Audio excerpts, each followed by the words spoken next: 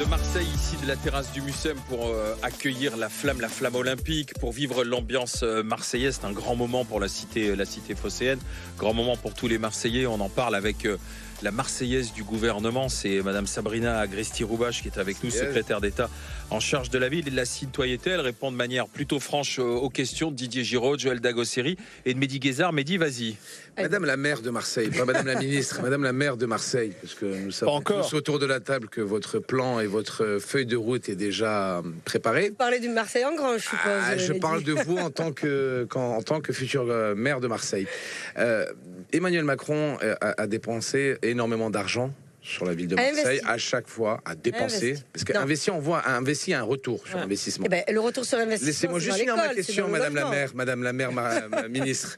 Et a dépensé ou investi, selon les rôles de chacun, pas mal d'argent sur la ville de Marseille, des milliards et des milliards à chaque visite qui vient. C'est Papa Noël qui arrive à Marseille et qui dépense et qui donne des budgets. Aucun souci, c'est normal, c'est la deuxième plus grande ville de France, c'est une ville exceptionnelle, il faut le reconnaître, je ne suis pas pour son club, mais j'aime la ville. Il y a un problème. C'est quoi?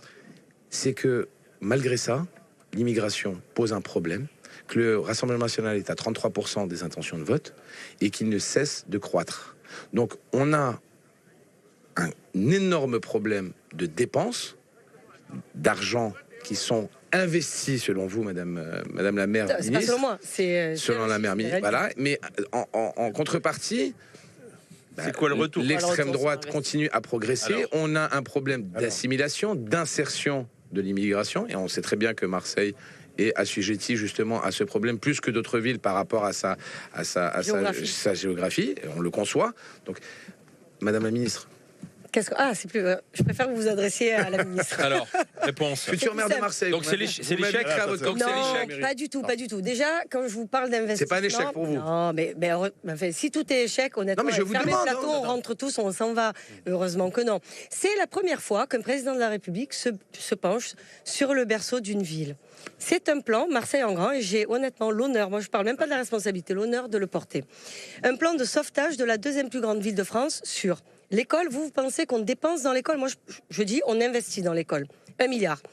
1 milliard sur les transports. Quand on désenclave. Excusez-moi, Madame la ministre. Oui, mais arrêtez de regarder des reportages. J'ai regardé énormément de reportages. Excusez-moi, Madame la ministre, avec tout mon respect, d'écoles dans certains quartiers de Marseille. Mais elle mérite d'être rénovée, on est d'accord. S'il y a eu de l'argent dépensé pour les écoles dans l'État, il faut se poser des questions sur les entrepreneurs qui ont fait les travaux. Alors, Mehdi, peut-être. Je vous le dis. Alors, attends, réponse de la ministre. Mehdi, attends. Parce que des écoles de chauffage qui ont des fuites d'eau. Merci, c'est pour ça qu'on a fait le plan Marseille en grand. Sabrina Agresti-Roubache répond. Mehdi, alors, si vous avez une baguette magique et que vous savez me faire 188 écoles en 1 an et demi, donnez-moi votre baguette et je l'ai fait. Excusez-moi, Madame la ministre, le premier plan de Emmanuel Macron, c'était 2020. Non, 2021. 2020. 2 septembre 2021. Non, vous êtes très mauvais en date, c'est 2 septembre 2021. Je suis pas ministre. Hein. Ouais, ça se voit. Alors, pas mon rôle. Allez-y, continuez. Donc, le 2 septembre 2021, première chose, plan Marseille en grand, 188 écoles rénovées, l'État qui met 1 milliard d'euros sur le bâti scolaire, alors que le bâti scolaire, je vous le rappelle, c'est la commune, c'est le maire. Donc, une ville exceptionnellement aidée sur quelque chose que vous pointez, sur lequel vous avez raison, mais ne vous inquiétez pas, un enfant de Marseille, je l'avais vu avant vous. Donc, 2 septembre 2021, on est en mai 2024, 10 écoles livrées, 10 écoles livrées à la fin de l'année. C'est un plan qui ira jusqu'en 2032. Et si vous ne connaissez pas ce truc qui s'appelle juste avoir un peu de vision et les délais incompressibles de construction, il y a un truc que je comprends pas. Aussi de rénovation, madame. Oui, et là, combien ça prend de temps la rénovation? On va détruire on va détruire la tour du B12, par exemple, dans le cadre de la rénovation urbaine, 650 millions d'euros investis sur Marseille sur 10 projets. Vous arrivez à détruire une barre de 20 étages en 3 jours? De quoi on parle? Après, il a relié ça à l'immigration aussi. Le Rassemblement national n'a jamais été aussi haut. Très vrai. Alors, Emmanuel Macron législatives avait fait de la lutte contre le Rassemblement national vraiment un axe politique. Il avait même dit qu'on n'aurait plus de raison de voter pour le Rassemblement national lorsqu'il a été réélu par rapport à ce qu'il faisait. Voilà. Aujourd'hui, Bardella est à 32%. Alors, Bardella, 32%. Moi, si j'avais dû écouter tous ceux qui m'expliquaient que ma circonscription était perdue, je vous rappelle que j'ai battu le RN d'un peu moins de 700 voix. Alors, et on m'avait dit, non mais je me rappelle très bien, une fille qui s'appelle Sabrina Roubache, elle ne peut pas gagner dans un quartier bourgeois. Je vous dis ce que disent les gens, mais puisqu'on parle. Et la réalité, c'est que si j'avais dû écouter tout le monde, j'y serais pas allée. J'ai battu le RN et moi, je sais, en tout cas, puisque je les ai déjà battus une fois, on ne les bat pas en pleurant et en pleurnichant sur son sort. On se bat, non, on les bat en allant chercher les voix de partout où elles sont. Et moi, je crois à la politique du quotidien.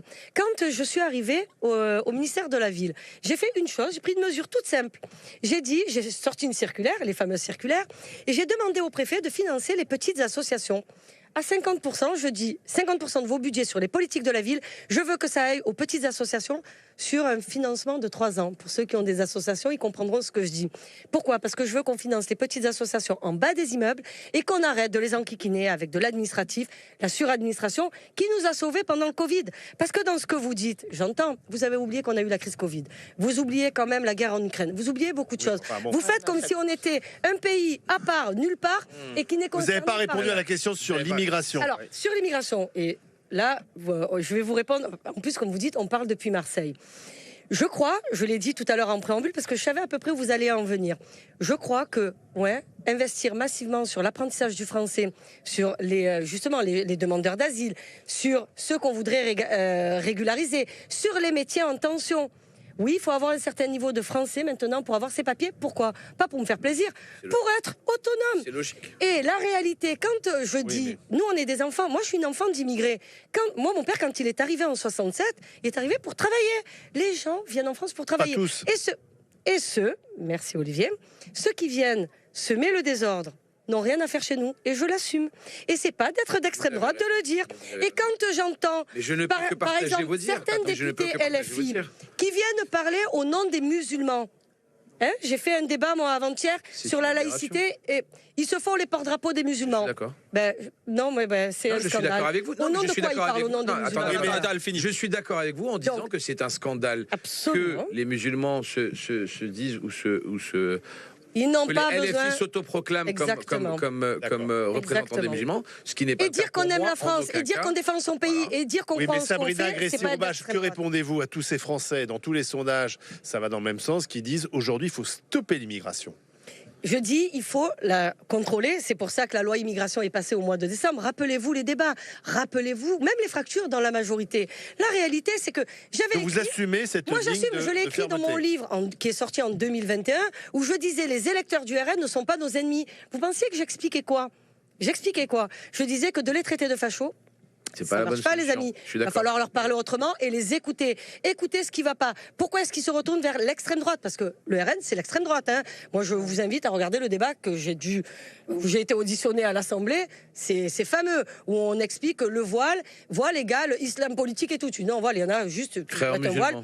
Et frères musulmans, non, il y en a qui mettent un voile, notamment dans ma famille. Enfin, c'est juste parce qu'ils sont croyants. Point. Et ce que je dis aussi, c'est que, à force d'avoir expliqué que on n'écoute pas ces gens-là, on dit non, il n'y a pas de problème d'immigration illégale, mais non, tout va bien. C'est pas vrai. Et regardez les générations d'immigrés, les premières, les deuxièmes, c'est probablement les plus sévères sur l'immigration illégale. Et sur l'islamisme aussi. Et sur l'islamisme. Merci de le dire parce que je l'avais écrit il y a longtemps, j'avais même produit des films à ce sujet. Donc la réalité, c'est que je ne considère pas, moi, que tous les combats soient perdus. Les seuls combats qu'on perde, et je l'ai toujours assumé, c'est ceux qu'on mène pas. Moi, j'ai décidé de m'engager en politique uniquement pour ça. J'ai des convictions, j'ai des croyances. L'échec. Mais ça veut dire que concrètement, vous êtes pour une immigration choisie ? Non, je suis pour une immigration contrôlée. Pour une immigration où les gens comment on fait la de différence entre la français, choisie et la subie pour un pays ? Sur l'apprentissage du français, quand on demande, par exemple, quand on dit on va pouvoir régulariser des gens qui travaillent de manière illégale, c'est pas à vous que je vais l'apprendre, je vous écoute moi aussi. Vous savez qu'il y a plein de gens qui travaillent de manière illégale, notamment dans les métiers en tension comme la restauration ou le bâtiment. Moi, je dis, je préfère qu'ils soient régularisés et les mettre dans un parcours d'intégration. Mais c'est dans 3 ans. Enfin, quand on est européen convaincu, on fait quoi aussi ? Olivier, on fait quoi, nous, qui subissons l'immigration pour aider les frontières extérieures de l'Europe à exister ? Parce que les frontières de l'Europe, elles n'existent plus aujourd'hui, quoi. À part en face la Hongrie, quoi. On a fait l'Europe. Immigration qui va être. Regardez, les Anglais qui sont sortis. Ils nous font garder leurs frontières. Non, ils nous ont donné 500 millions d'euros. Non, ils ont donné 500 millions d'euros à la France sur l'opération Sanders, justement, pour contrôler mieux les frontières. Quand maintenant, dans le pacte immigration, on va pouvoir au niveau de la frontière, enregistrer les demandes d'asile et non plus les laisser rentrer et après faire la demande d'asile. Vous ne pensez pas que c'est une avancée? C'est une manière aussi de contrôler. Et vous serez où ce soir à l'arrivée du Belém? Avec le président de la République. Ouais, sur bien placé alors pour... mais disons que la Marseillaise, elle a toujours un petit avantage sur les autres, je le reconnais. Et est-ce que vous êtes, c'est ma question du jour, est-ce que vous êtes au courant de la star ou de la personnalité alors, qui va ma mère, j'aimerais qu'on fasse une dédicace à ma mère. Alors moi je voulais parler de Zina, parce qu'il faut dire, les coulisses, c'est qu'il y a une fan absolue des grandes gueules qui est à Marseille, qui s'appelle Zina. Il se trouve que c'est la maman, c'est la maman de la ministre. Vous savez ce que ça veut dire, vous savez ce que ça veut dire Zina en arabe? Non. Belle. Belle. Voilà. Alors on l'embrasse. On l'embrasse et on dédicace cette émission. Mais elle vous a dit quoi, Zina? Elle vous a dit soyez sympa avec les grands. Non, elle m'a dit d'être sympa avec vous. J'ai dit non, je vais les massacrer. Bon, enfin, mais j'ai été très sympa. Donc, est-ce que vous savez qui est la personnalité mystère ou pas? Alors, vous voulez que je vous dise, ça ne m'intéresse pas du tout. J'adore les surprises. Non, mais vous le savez pas du tout. Ah non, vraiment. Donc c'est un secret bien gardé. Non, je ne l'ai même pas demandé. Il n'y a que Midi Guézard. Il n'y a que moi en fait. C'est vrai. Ah ben voilà. Zizou. C'est Zizou. Tu mets quoi sur la table? 1000 euros. 1000 euros sur Zizou. Attention, on est à Marseille, on n'a qu'une parole. Vous inquiétez pas. Merci Madame la ministre. Sabrina Agresti, je crois qu'il va pas perdre. Pour moi. Merci d'être passé voir la parole les GG ici. Merci à vous.